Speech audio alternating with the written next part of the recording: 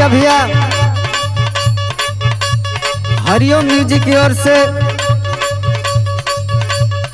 हम गायक श्रीताब राजभर अनजान सहित भटोली सोहरैया की धरती से आप लोगों के सामने एगो लाचारी गीत पेश कर रहल बानी और हमारे संगत करते हुए हमारे बिरहा की सुंदर गायिका सुनीता चंचल जी और हमारी सारी पार्टी की तरफ से आप लोगों के सामने एगो लाचारी गीत भेज रहा बानी। हमके आशा ना पूरा विश्वास बा कि आप लोग जरूर पसंद करे बहुत प्यार दुलार देबा। आए भैया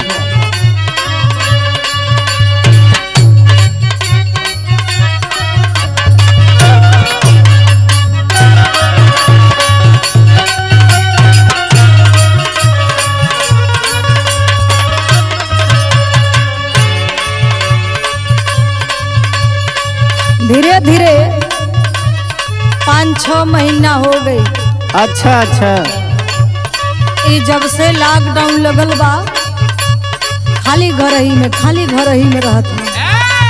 कमाए धमाए के तो मन करत ना बा। आ तू काम ना करबा तो घर का खर्चा कैसे चले? अरे तो हम कहाँ जाई? कुल और तो लॉकडाउन लगल बा, कुल बंदी बा, काम धाम कहाँ से मिली? कहाँ लॉकडाउन लगल? अब तो लॉकडाउन खुल गई।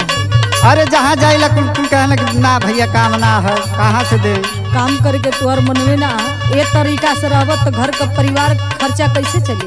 अरे हम जाऊ चौकवा पे जाके खड़ा रही ना आज सुनावा तो के जिंदगी भर लॉकडाउन रही तो काहे के हमर गौना करा के काहे न उनके न घर में रह देला। सुना हमार बात ढेर बतियाओ मत सुना। हाँ देखा हम का कहते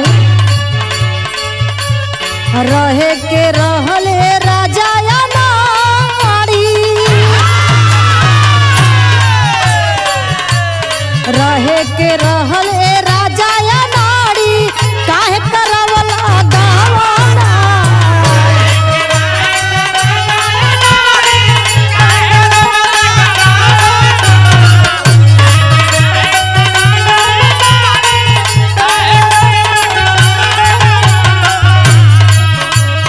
रहे के रहे ए राजा या नारी, काहे करवला गावना।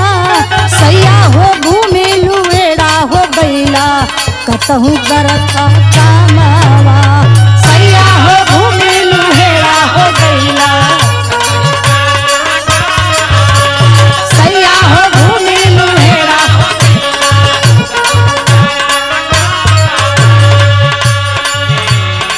सुना सुना जवन तू सोचा तारू ऐसा कोनो बात नहीं थे। हाउ शिवा ठेकेदार बने हुआ लोग दोनों जाने पार्टनरशिप में ठेकेदारी करेला, रोज उन्हें लोग के जाके चिरौरी करेला। ये भैया सुना हमरे खाए के ना है, हमहू के लगा लेता, कम से कम हमरो परिवार जी जा, लेकिन वो कुछ सुनबा नहीं थे करे। जेके तू बतावत हुआ, जेकर तू स्त्री बतावत हो ना। अच्छा वो लोग तो ही मिजाज का, तू ननो लोग की मिजाज में वाला फंडू में घूमत हुआ खाली। अरे वो तो कुल रोज ठीका लेके काम करावेला, लेकिन हमके ना कुल लगावेला। सुना बापर सहनी पैसा के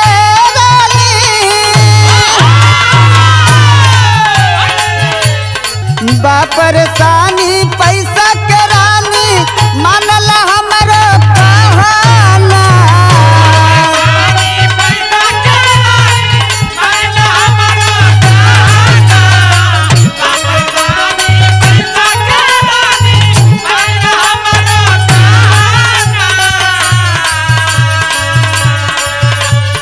अजाने तारू कामो धाम कहाँ से मिली?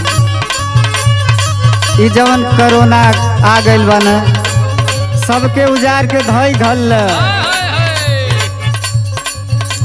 अरे बापर सहनी पैसा के रानी, मानला हमरो कहाना।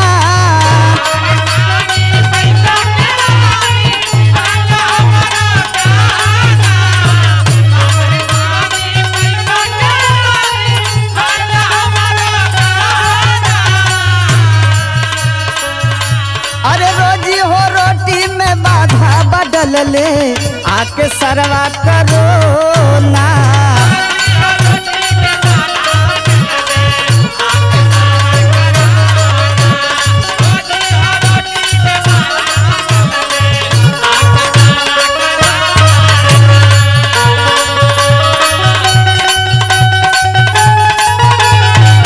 वाह वाह वाह वाह, का हो ऋतिक बाबू तू तकबा के काम पे चले जाए।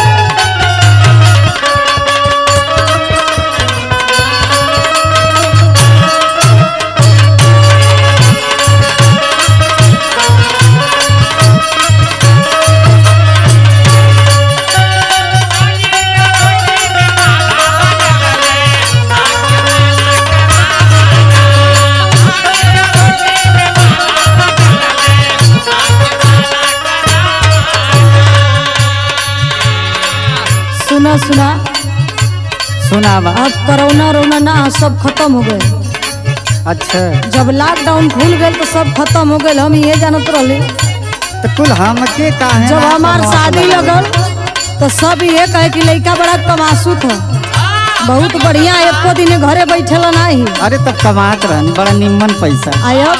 अब तुम्हार कमैया कहाँ चल गई? कोरोना आया के चाल ही दहल न, कुल ड्यूटिये बंद हो गए, वही से खत्म हो गए एकदम कुल। सुना हमार बात, शादी के पहले फूटानी देखवला, अब कहाँ गई कमाई? अरे अब वो कमाई कमाई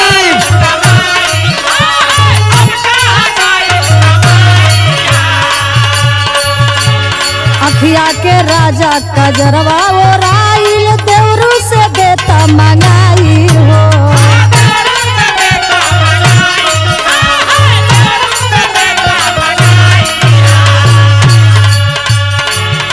गौआ में नहीं हुई कमाई,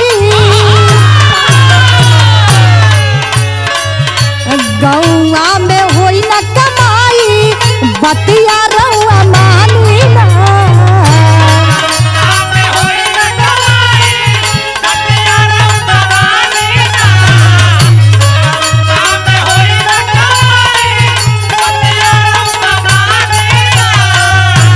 गौआ में होई न कमाई, बतिया रउआ मानी ना। सैया हो घूम के लुहेड़ा हो गईला, कमवा कहीं करना। सैया हो घूम के लुहेड़ा हो गईला करीना।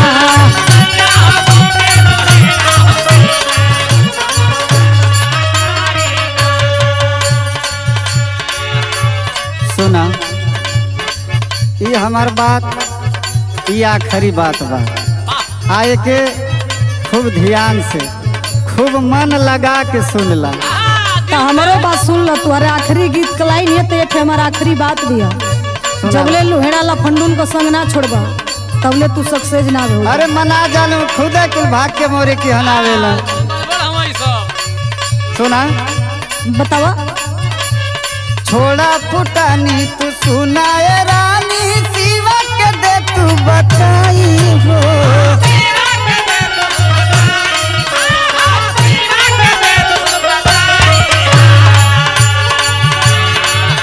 जब शिवा घरे है ना, ये बतिया उनसे बताई है। अरे छोड़ा फुटानी तू सुनाए रानी, साले से दे तू बताई हो। का शैलेश शिवा हमार आदमी होगा कि हर बात उन लोग से कहो? नहीं नहीं, फिर भी लोग सुनी है समझी है। अरे भैया विनोद जी के देखा कमाई, कितना हम तोहके बताई हो। अच्छा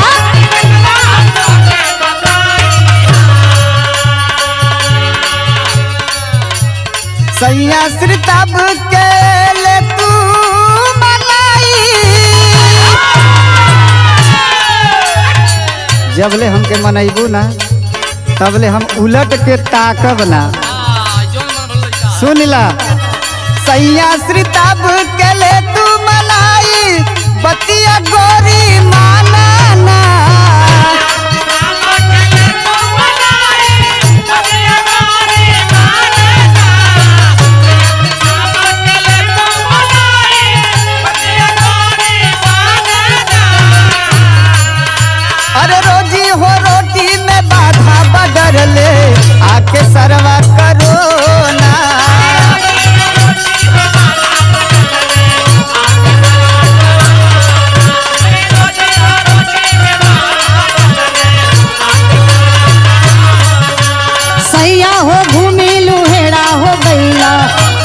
कतही कराना।